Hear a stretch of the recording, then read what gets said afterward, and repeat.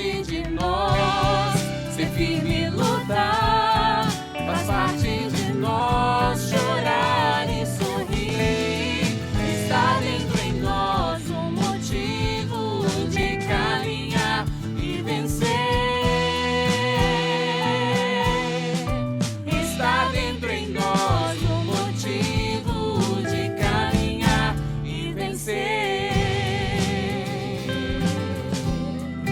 Parte de nós.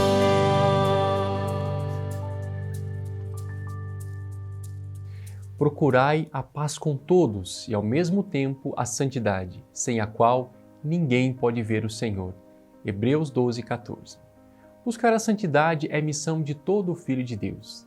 E essa missão precisa ser confirmada todos os dias, em cada pequeno detalhe, pois é isso que nos santifica.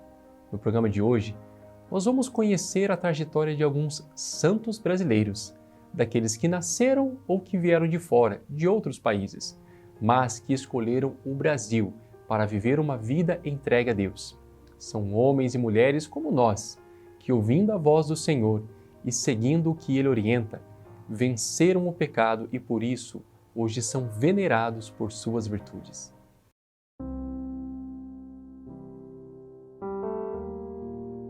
Você sabia que a Igreja já canonizou 37 santos e 51 beatos no Brasil?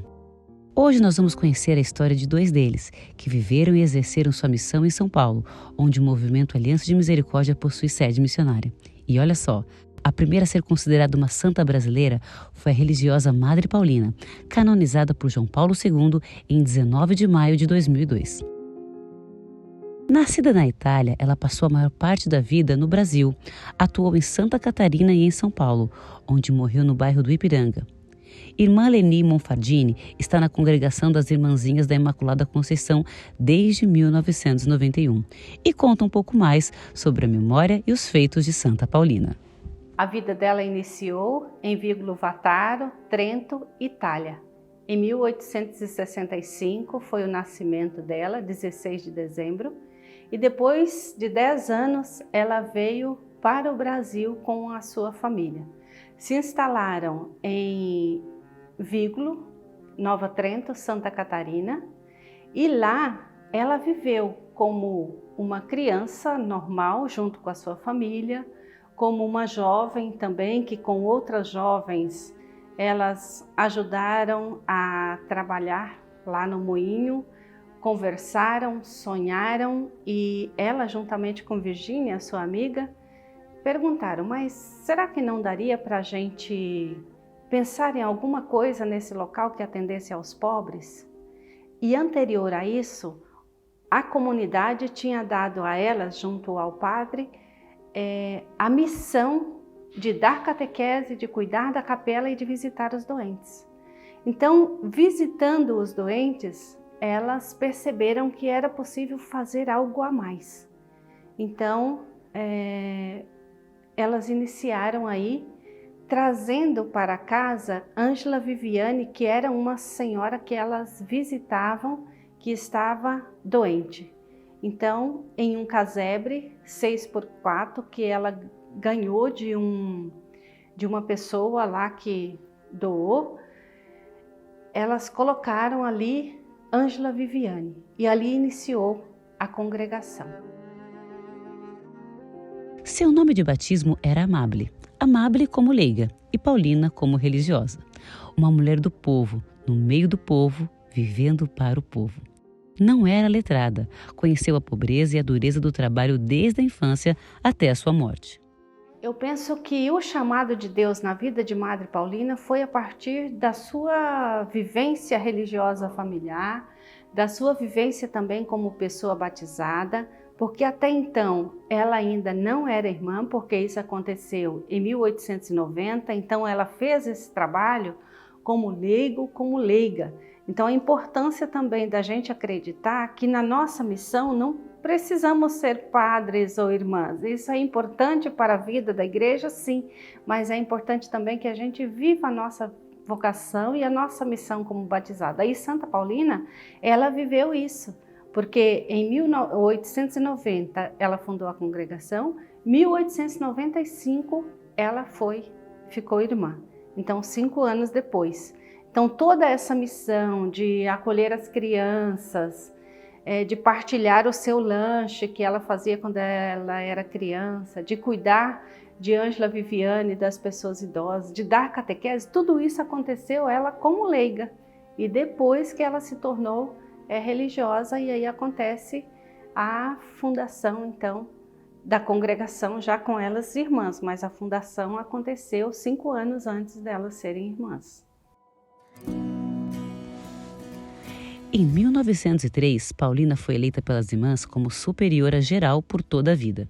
Em 1909, a congregação cresce nos estados de Santa Catarina e São Paulo, onde as irmãs assumem a missão evangelizadora na educação, na catequese, no cuidado das pessoas idosas, doentes e crianças órfãos. Santa Paulina ela foi uma grande missionária. Começou desde criança na Itália, veio para Santa Catarina. De Santa Catarina, ela veio para São Paulo em 1903, nessa localidade onde estamos gravando hoje, onde tem o Memorial Santa Paulina. Aqui ela cuidou de ex-escravos, filhos de ex-escravos. Em 1909, ela foi enviada para Bragança Paulista, onde ela cuidou das pessoas idosas, e ela era faxineira também, ela era enfermeira e ela era uma pessoa simples, normal, no cotidiano da vida ali da comunidade. E em 1918 ela retorna a esse local aqui e trabalha aqui junto com o povo, e aqui também ela falece. Santa Paulina sempre compreendeu que a obra é de Deus e não sua. Ela enfrentou muitos desafios e não foram poucas as provações em sua vida. Mesmo assim, permanecia firme em santidade e obediência. Nós sabemos que a vida de todas as pessoas, ela é marcada por momentos bons e também por momentos difíceis, e às vezes tem que enfrentar alguns conflitos. E na vida de Santa Paulina isso também não foi diferente. Por isso que uma das frases dela é: nunca jamais desanimeis, embora venham ventos contrários. Então, um dos ventos contrários, que depois a gente percebeu que não foi contrário, porque foi uma situação que aconteceu e que acabou fazendo com que a humildade de Madre Paulina crescesse muito e ela também se tornasse a santa da humildade, né? Então, pessoas que ajudaram a congregação no início, elas apoiadas por algumas irmãs e também pela autoridade eclesial da época, quiseram interferir na vida interna da congregação, né? Onde ia abrir casa, como ia fechar casa, onde ia transferir irmã, como que ia transferir irmãs. E a Santa Paulina disse que uma coisa é ajudar, outra coisa é querer interferir nas decisões da congregação. Diante disso, ela foi deposta do cargo de superiora geral, que desde o início da congregação ela era a superiora geral para toda a vida. E aqui em São Paulo, então, em 1909, ela foi deposta do cargo de superiora geral. A partir daí, enviada então para Bragança Paulista. E lá em Bragança Paulista ela ficou até 1918, e depois disseram que ela era um grande testemunho, que ela deveria voltar para essa casa onde ela sempre viveu, amou os pobres e acolheu as pessoas marginalizadas.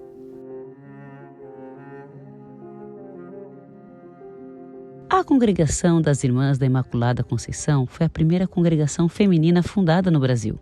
Pela santidade e necessidade dessa obra, ela foi aprovada rapidamente pelo bispo de Curitiba em agosto de 1895.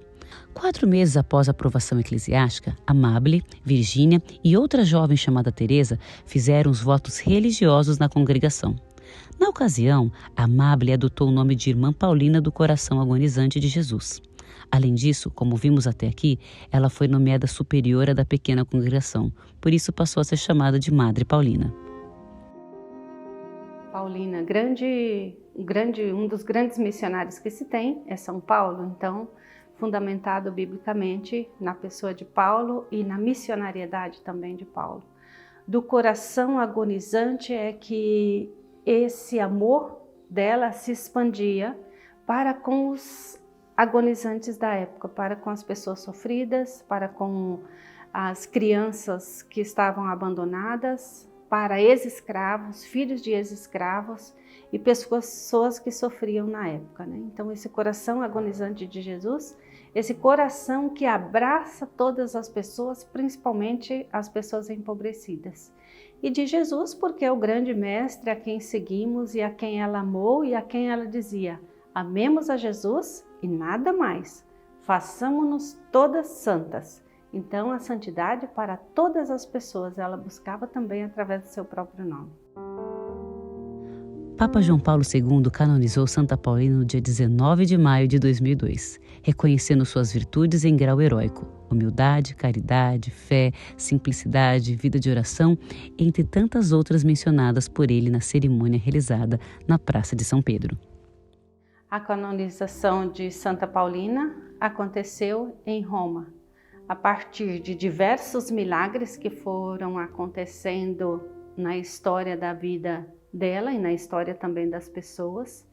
E um dos milagres foi de Isa Bruna. Ela é uma menina do Acre, uma criança, nasceu com uma má formação cerebral, teve que passar por uma cirurgia e dentre isso ela teve também diversas convulsões. A avó, quando soube que a mãe de Isa Bruna estava grávida, já colocou Isa Bruna sob os cuidados da Santa Paulina.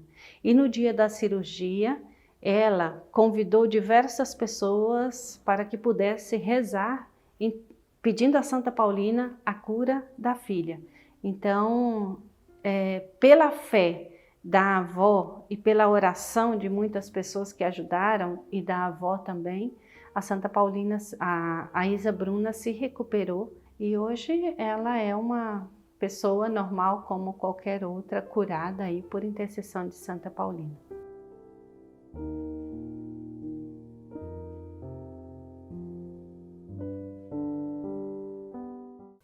O Catecismo da Igreja Católica nos ensina que os santos não têm somente a função de servir de incentivo, de estímulo para os fiéis.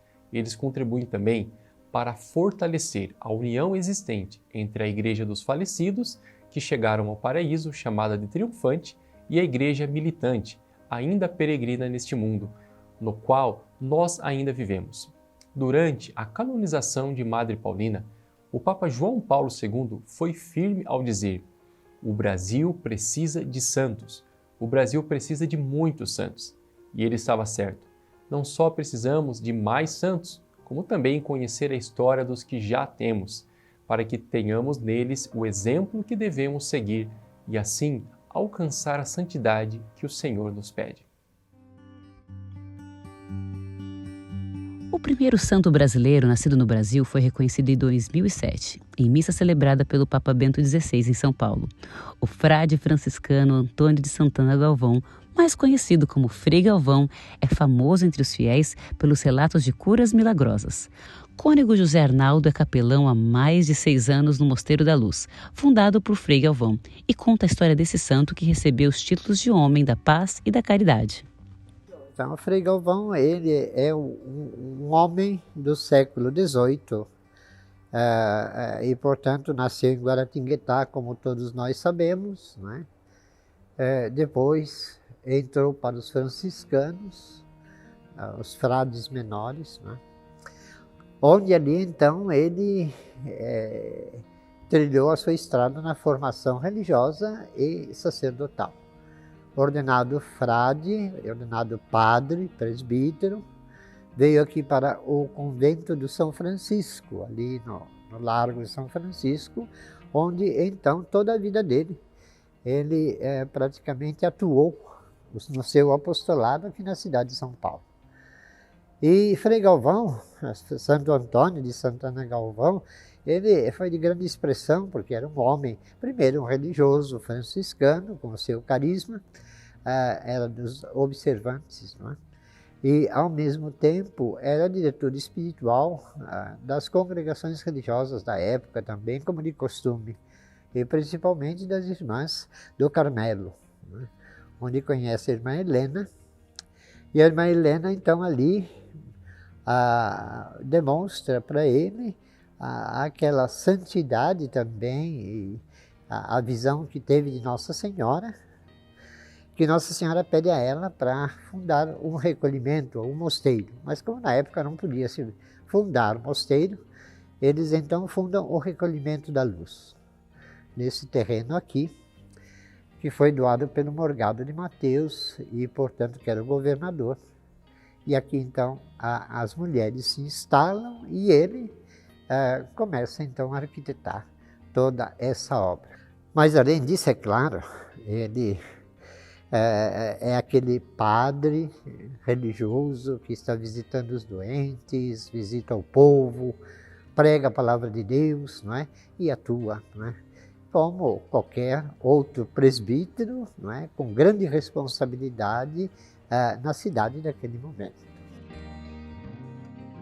O carisma vivido por Frei Galvão produziu frutos significativos através do seu testemunho de fervoroso adorador da Eucaristia, de prudente e sábio orientador das almas que o procuravam e de grande devoto da Imaculada Conceição de Maria, de quem ele se considerava filho e perpétuo escravo.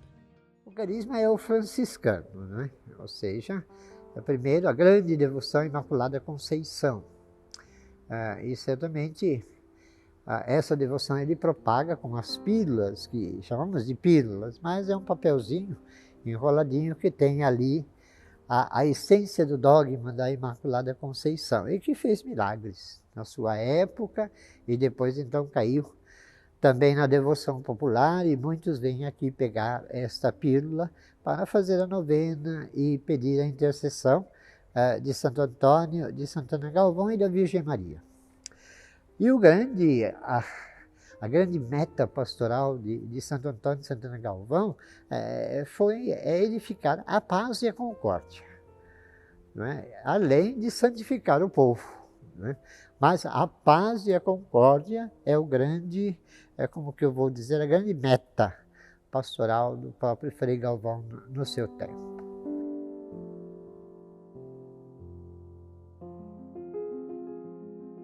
Em 11 de maio de 2007, o Papa Bento XVI celebrou a missa de canonização de Frei Galvão em São Paulo, acompanhado por uma multidão de mais de 1 milhão de fiéis. Para ser canonizado, a Igreja exige a comprovação de 2 milagres, fatos inexplicáveis pela ciência, acontecidos pela intercessão do santo. A canonização é o final de um processo longo, não é? Às vezes pode ser curto, mas normalmente para a Igreja, para constatar as virtudes do cristão e da cristã, não é? A fidelidade a Cristo e a Igreja, e também em todas as dimensões da pessoa humana, moral, ética, não é? E, por outro lado, a exigência da Igreja de 2 milagres, né? Frei Galvão foi beatificado, né, pelo Papa João Paulo II e depois canonizado pelo Papa Bento XVI aqui no Campo de Marte. A canonização é a inscrição de Frei Galvão no cânon ou na lista dos santos, né? Ou seja, então, a elevação para a veneração pública como santo da Igreja no mundo inteiro. Ele não é só santo do Brasil, ele não é só santo aqui de São Paulo, né? Mas ele é aquele que reluz santidade e dá exemplo de santidade a todos, né? E a nossa importância é clara, porque é o primeiro santo brasileiro, né? Depois dele, a primeira santa é Santa Dulce. E agora os dois abrem as portas, né? E temos tantos na fila, e tantos e tantas, né, na fila, para também serem levados ao altar. E, sem dúvidas, é para nós um grande modelo de santidade. Vale a pena mergulharmos na história de Frei Galvão, para então termos ele como exemplo de fidelidade a Jesus Cristo, né? Santo Antônio de Santana Galvão, a exemplo de tantos outros homens e mulheres que nasceram no Brasil, mostra que podemos viver a santidade em nossa realidade. Um caminho que muitas vezes pode parecer difícil, mas que se resume na proposta de uma estreita união do homem com Deus. Todos nós aspiramos à santidade. E nós aqui do Brasil às vezes pensamos, bom, mas santo é lá na Europa, santo é não sei aonde. E aqui no Brasil parece que a gente não dá muita chance para essas coisas. Não, né? No Brasil nós temos uma igreja viva. Essa igreja que nós somos hoje, mas também foi ontem, antes de ontem e será amanhã também. E portanto, essa igreja aqui é de pedras vivas, né? Santos e santas, quantos, né? Quantos padres, quantos bispos, quantas religiosas, mas inúmeros leigos e leigas que atuam na caridade, no zelo apostólico, na oração silenciosa, na oferta pessoal em favor dos doentes. Tem tantas comunidades, né? Então, a importância está aí. Ora, Frei Galvão nos anima a viver a santidade e a buscar a santidade.